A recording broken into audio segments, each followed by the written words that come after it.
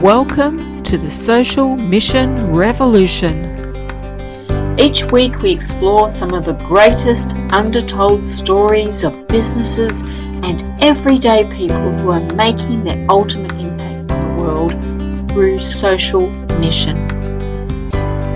This is Social Mission Revolution, And this is your host, Andrea Putting.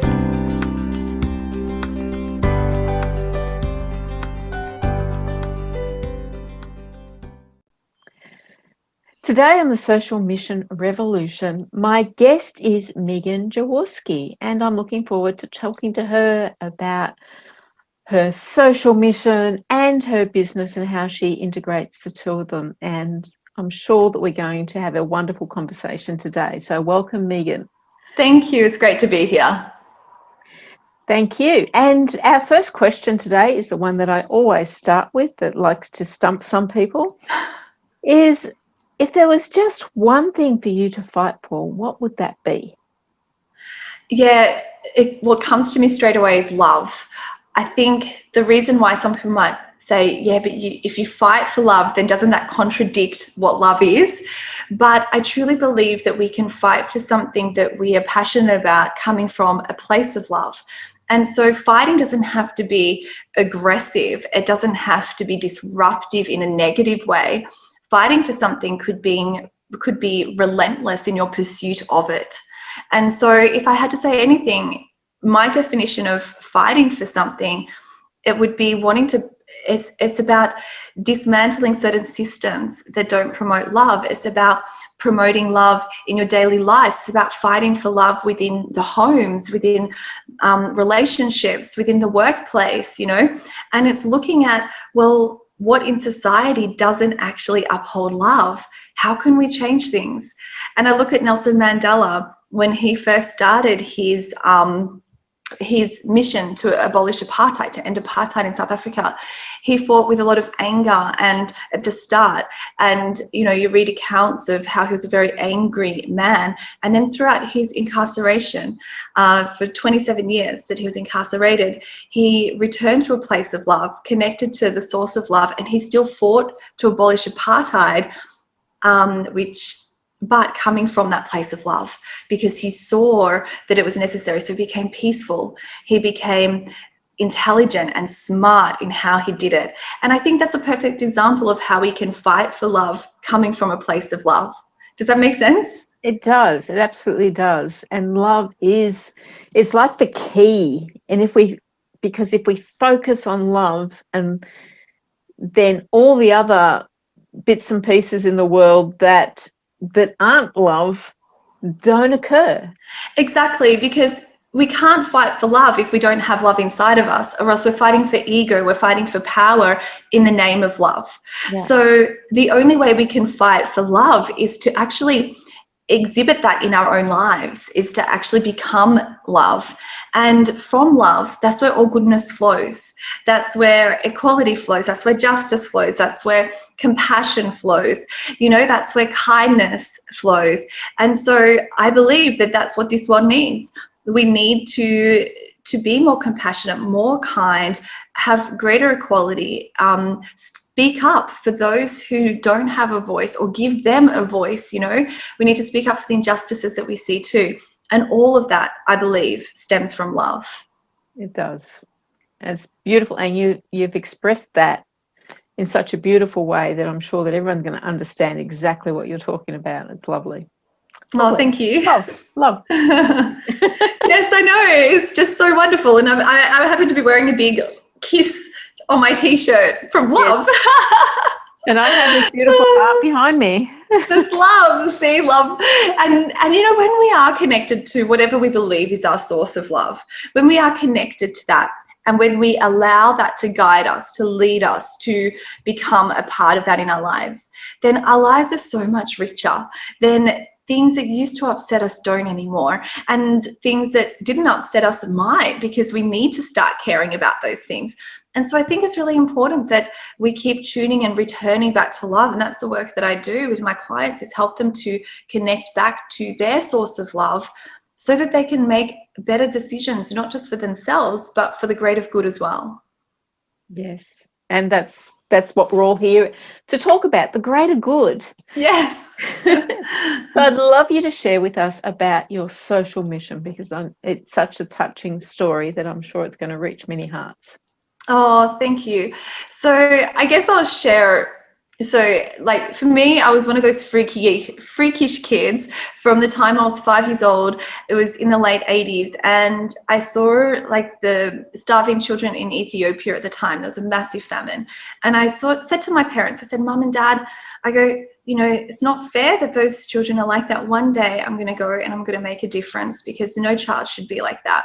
And I remember I was one of those kids that had like pictures on my walls of, you know, different projects from World Vision or from other places around the world. And my sister would be like, your room is so depressing, when everyone had celebrities. And I said, no, it was like my own vision board, where I just knew that my life was greater than that, greater than just myself, was to serve other people who were in need. And so, so I volunteered in Zambia for a little bit when I was in my early 20s. And then one day I just said to my husband, after we were married, we were in our late 20s, I was 27, and I just said, no, 26, sorry. And I said, I think we need to just sell everything and volunteer around the world. And he was working at like PricewaterhouseCoopers as like an accountant. And, you know, I had my teaching career, and he was just like, okay, I trust you, let's do this. And so we left our really, so we left our really, you know, excellent careers that we were on for a year. And we lived in India with lepers, and we did some work in India where, because I was a teacher, I helped teach, and he did a lot of project management of an organization there, just outside a leper colony. And then we went to Zimbabwe to volunteer with children who had, with a project, a local organization that have just housed these children who had previously lived on the streets. And I thought I was going over there just to run a holiday program for these kids. And I remember it was at the very start of our 3 months that we were going to be spending there. And I happened to sleep over at the house where these children had just been housed by only a few months. Some of them had been living on the streets for up to, say, a decade, and they might have been 16, but they struggled to even write their own name. And I remember one night I was sleeping over there, and there were about 6 or 7 bodies lying around me, sleeping on the floor. And in my arms, there was this 11-year-old boy. He just turned 11. And he was sharing with me his life story about how from the time he was 6 to the time he was nearly 11, he lived on the streets because he had to run away from home because he was fearful for his own life if he were to stay at home. And so he thought he would be better off taking his chances on the streets. And so for 4 years, he was exposed to the most horrendous things that a child could be exposed to at that young age, living on the streets in Zimbabwe. And as he was telling me his life story, my heart just literally broke, and I had tears streaming down my face. And he looked up at me with these incredible big brown eyes, full of pain, but hope as well. And I looked down at him and I thought, what do you say to a child who has experienced the most horrific childhood I have ever heard of from someone? I can't tell him that it will be okay because I don't know that. And the only words that came to my mind were to ask him a question. And so I looked down at him, and he was literally right here. And I said to him, if you could have anything in this world, what would it be? And he looked up at me with his big eyes, tears in both of our eyes, and he said, all I want is to go to school. Mm.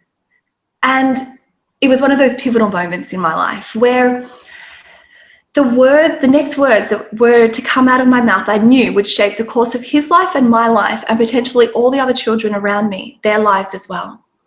And it was in that split second I had to make a decision on, was I going to be like everybody else and say, oh, that's nice, I'll see what I can do, and then go back to my luxurious Western white privileged life and forget about these children once I'd finished my 3 months? Or was I going to do something that really mattered long term? And because I was so clear on my values, because I was so clear on who I am, what I stood for, my purpose, my intention for being there, on my why, it was automatic. I knew exactly what I had to do. And I looked down at him and I said, for as long as you need to go to school, I'll make sure you go to school. And it was that night I made the decision that all of the children there, I was going to find a way to educate them. And at that stage, I had no idea what would that look like, but I did my groundwork. I had 3 months, right? So I researched, partnered with this local organisation called Our Neighbours, and we ended up establishing a school for these children. And 11 years later, we helped fund the school. We've helped educate over 100 children. We're currently helping to educate over 40 kids. And we've bought a school building in that time, donated close to $500,000. And this boy now, do you want to know what he's doing 11 years later? I'd love to know what he's doing now. Okay, so he is now working, I think is full-time at a babies orphanage that the local organisation that helped run our school, they also run a babies orphanage, and he's one of the main carers there. And he's also studying part-time. COVID throughout his studies a bit, but he was also doing night school to finish off the last few years of his education. Wonderful. Yeah. That is just a beautiful story, and truly a story of love, and how you can express love to other people, and what a difference that can make when you're just listening to that need, to that love, that calling in your heart. And trusting your intuition. And I think I've got this belief that say yes and the how will come later. Mm-hmm. And so that's what I did then. I had no idea how to set up a school in Zimbabwe. I'd only been in the country for a few weeks, and I'm Australian. So, and I also knew though, I had a few, because my husband and I had done, particularly myself, I used to be the Victorian advocacy leader for Australia's only youth-run aid and development organisation, the Oak Tree Foundation. I did do a little bit of work and study in aid and development. So I did have a little bit of a head knowledge that I knew what I wanted it to look like, that I wanted to only employ local teachers, partner with local organisations. I wanted it to be sustainable. I wanted it to be empowering, you know, that kind of thing. But as far as the logistics goes and the funding, we had no funding. We never set up a charity in Australia. So we came back to Australia, established a charity, and I just started speaking about what we did, and people got on board and donated. And up until I had babies a few years ago, we were pretty much fully funding the school through our charity. But then after I had children, I just didn't have capacity anymore to put the same efforts I was into fundraising. And also I lost my income because we were giving a lot of my income away. And so we therefore had to let the local organisation that's running it know, and they've outsourced and found other sponsors as well, which is actually a great thing, because now it means there's more stakeholders involved and more people jumping on board, and it's not so much pressure on just us, which is actually really nice. And it's also important to when you start these things is to look at how it can become self-sustainable. Yes. Well, that was a long-term goal. So we did get 6 acres. A beautiful couple, Welsh couple, donated us 6 acres. They bought land there and then gave it to us as a gift, it was part of their retirement money, which I think is, there's good people everywhere you go if you're looking for goodness. You know, I truly believe that. And so they gave us 6 acres, and so we were going to grow chickens and vegetables and stuff. But Zimbabwe's economy and climate is very challenging to make the project fully sustainable. But the good news is the building that we purchased through our organisation a few years ago, we have been able to hire out rooms now because the school has moved to this farm, and we've been able to generate enough income from hiring out the rooms in the building to offices and that kind of thing now, instead of using it as a school. So we're generating enough income to provide for a teacher's wage, or I think it might even be more than just one teacher's wage per month. So because you want it to eventually become nearly fully self-sufficient. But if it can't fully be, then at least, you know, a little bit. And, you know, the eggs from the farm we give to their children's families so that they actually have food as well that they can eat, like, you know, at least they're getting something, some kind of protein and nutrients and stuff. So they're trying to do that. But that's another organization headed up the chicken side of things, not us. So that was really good. So it's just like everybody's coming together, and that's the thing, is that it's not on one person's shoulders to make a difference. I'm not a white hero, and the last thing I would ever want somebody to think is this white girl knows what she's doing and she's trying to save Africa. And I think that's a really damaging mentality that some people have, which is why we only employ local teachers. And it's why, you know, I'm more than happy to hand over a lot of what I initially started to other people so that they can feel empowered too. Yeah. And one of the most important things when you go into a community, there's not to help the community, which isn't your own community, you have to allow yourself to be led by what it is that they need, that they want, and taking into consideration their culture.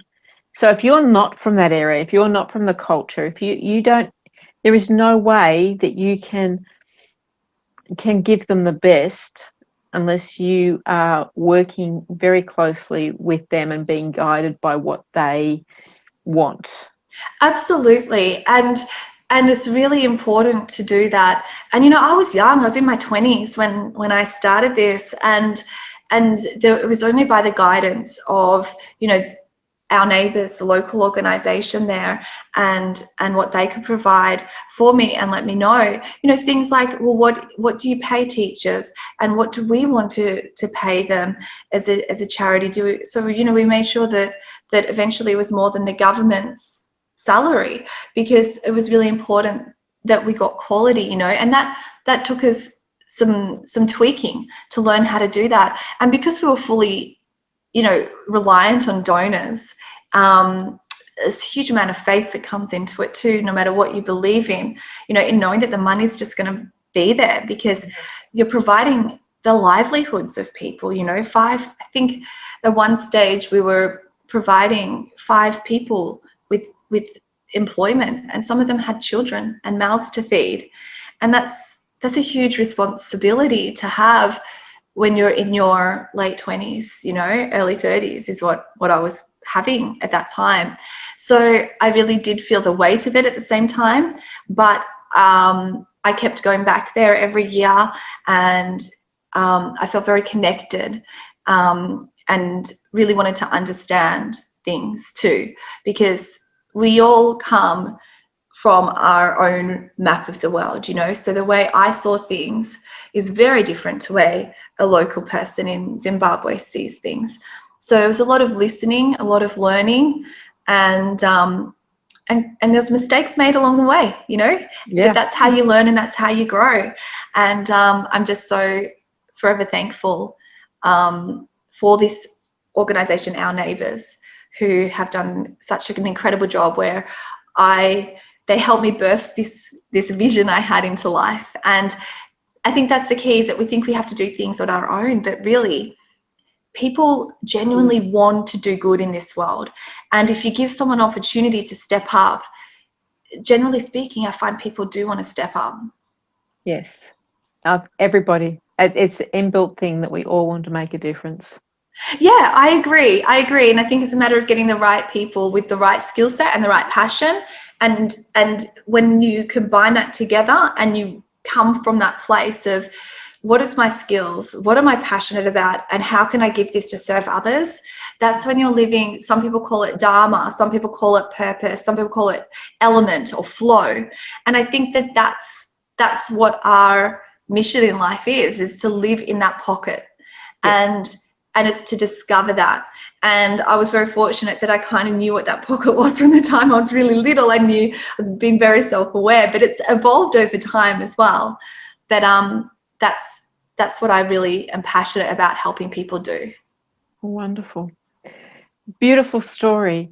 And I know that you also now run your own business. So I'd love you to share with us just Well, just tell us a little bit about your business, but then how does that all integrate? Yeah. So after, I set up the charity, and then I was a teacher at the time, and then my mum passed away, and I realized I really wanted to help people women on a really deep level, because I knew the power of empowering a woman. And I also noticed that a lot of the students I was teaching came to me for counseling and support in that way. When I was, overseas, a lot of what I did was counseling and support. And I thought, I want to become a coach. And so, I ended up becoming a coach and studying neuro-linguistic programming, NLP, and life coaching. And then I had children, and my whole world got thrown upside down. I thought, and to be honest with you, I thought I would ace parenting. I thought I would ace motherhood, because, I was a coach, I was a teacher. I'll be fine. Oh my goodness, that was the biggest mistake I've ever made, is even having that thought. And it's so arrogant now when I look back on it. But, everybody told me you make such a brilliant mum, and they're not saying that I'm not a brilliant mum, but I really struggled.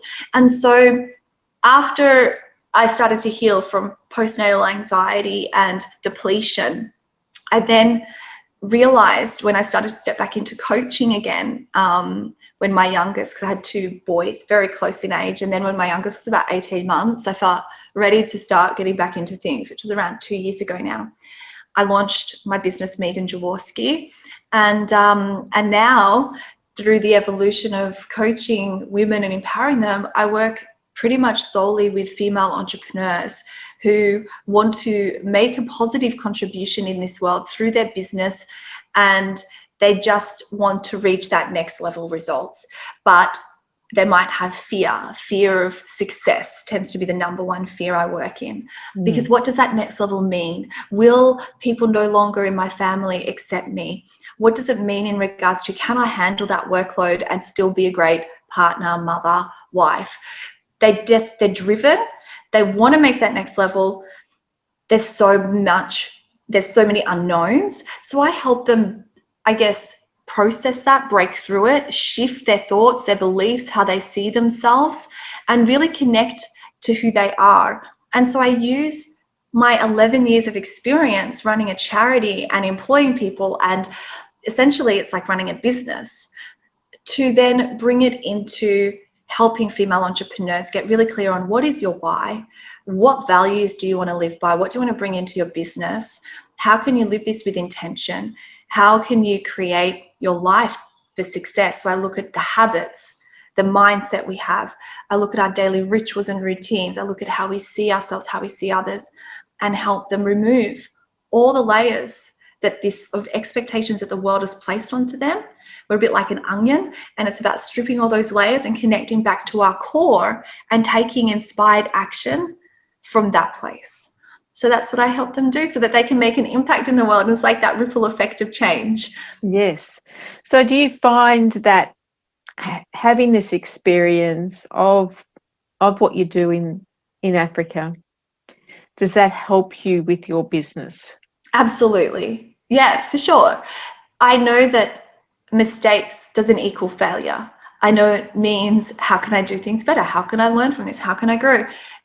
A growth mindset, essentially. I had to have that resilience, having really tough conversations, pushing through even when it was tough. Like, it's hard running a charity in a developing country.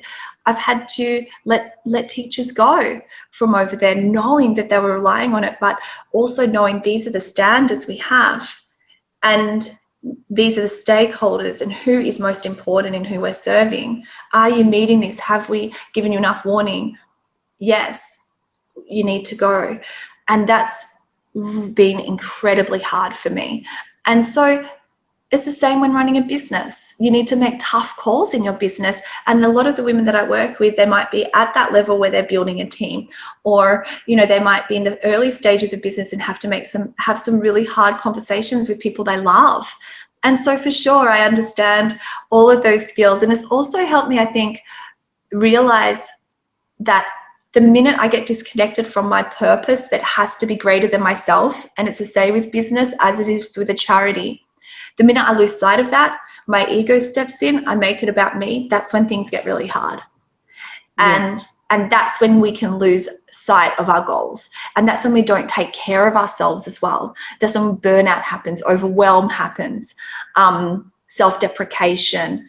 That's when we allow fear to lead. But when we're so connected to our higher self, higher purpose, different language for people have to call it different things. But when we're so connected to our why, then no matter how hard things might get, no matter how many failed launches or how many setbacks we have or whatever it may be, we get knocked down and we keep getting back up, because it's not about us. It's about those we serve. It's about our clients. It's about those that we haven't yet met, but we know we want to help change. That's what it's about. So it doesn't matter what industry the women work in. If their goal is to make a positive difference in this world, then I want to be a part of it. I want to help you achieve your goal. Yeah. So that's how the charity has really helped with that. Yeah. And so does having the charity as well helps to keep you going in your business, because you've got that connection. It's like there's something else greater that I need to be doing, and this enables that. Yes. So here's the thing is, people think, a lot of spiritual people or a lot of people that want to do positive in this world, they have this money mindset of some limiting beliefs around money. And I know that the more successful my business gets, the more money and successful I'm referring to right now, just in terms of money right now. Okay. So the more money my business can generate, the more I can give. We have got a waiting list of students at our school that want to go to school. I've also met girls in India who've been rescued from human trafficking 10 years ago. And I made a promise to myself just after I'd met and hugged and held babies of girls that had been conceived in the most horrendous ways possible. I walked out of this rehabilitation place in India, burst into tears, sobbing, literally brought me to my knees. And I made a promise to myself that one day I was going to go back and I was going to give them enough money to buy a building to rehabilitate these women in, because that's what they said they wanted. So for me, having this philanthropic, having this desire to, a charity, and this knowledge of wanting to make a difference in the world makes me want to make my business more successful, makes me want to earn more money, because there's money on the table. Why should we let people who do not want to make a positive difference in this world earn it, when there are so many women in business out there who genuinely want to use their money for good? And so having that charity, having that desire makes me want to work harder in my business, because the more I can earn, I know what I'm going to do with that money. I'm like a funnel, like Buddha. He stands like this. When I was in Hong Kong, we went to the largest Buddha in the world, and it was just incredible, because they said, one hand receives, the other hand gives. And that's how I see it. We're like a funnel, a filter, that we just keep channeling it in and then giving it out. So yeah, absolutely. One passion drives the other. Wonderful. So have you had any advice for somebody who had a passion, who felt like they had something, a drive to do something good in the world? What would it be? Yeah. Don't just allow your passion or drive to determine that's what you should do. So many people say, follow your passion, follow it, but don't necessarily mean that's what you're meant to do. Really ask yourself, what does this world need? What breaks my heart? What makes me come alive? So there are 4 questions. What does this world need? What breaks my heart? What makes me come alive? And what am I good at that can contribute to this? And they have to align. And so, for example, what does this world need? Like, what problem do I want to solve in this world? I want to solve the problem of women not being empowered. So that's why I do education. That's why I want to build this rehabilitation place in India. What breaks my heart is inequality, essentially, and women being treated unequally. That breaks my heart. What makes me come alive? Being able to empower women through education, through training, through rehabilitation. And where's my skill set? Teaching, speaking. So how can I combine them? And that's pretty much that's living on purpose. And that's why I call myself a purpose coach, because that's what I help people do, is say, well, how can we bring these together to really be in that pocket to make a difference, you know? Yeah, so that's what I would say. Wonderful. That's beautiful advice. That's something for us all to contemplate. Thank you. Yeah, and you only know through trial and error, and Yes. being okay with knowing I'm going to make a mistake, I'm going to get things wrong, and that's okay, because that's how we learn and that's how we grow. And if you're not making a mistake each day, you're probably not taking enough chances or risks and growing enough. So yes, making mistakes is a good thing. Yes, exactly. As long as you don't intentionally go out to do it. No. So how can people get in touch with you, Megan, if they want to find out more about your coaching or our neighbours in Zimbabwe. Yeah, so the best way is probably to connect with me through meganjawoski.com is my website. And there you can either send a message to me. Also my email, megan@meganjaworski.com. And then you can let me know. Our charity is called Edge Foundation. So if you want to, it's just one simple page, because I don't have much time to, with 2 kids and a business and stuff, to maintain a proper website. But if you wanted to don't make a donation, then it's edgefoundation.org.au.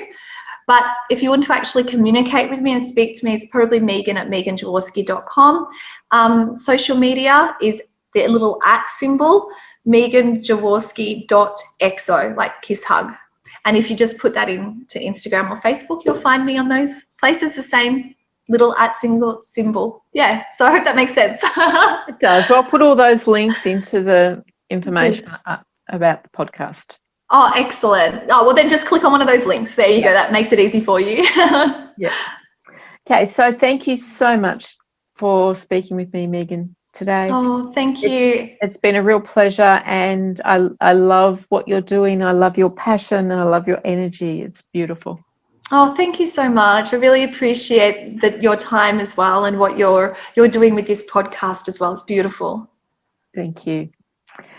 And that's all I have time for today, and I'll be back next time with another social mission revolutionist.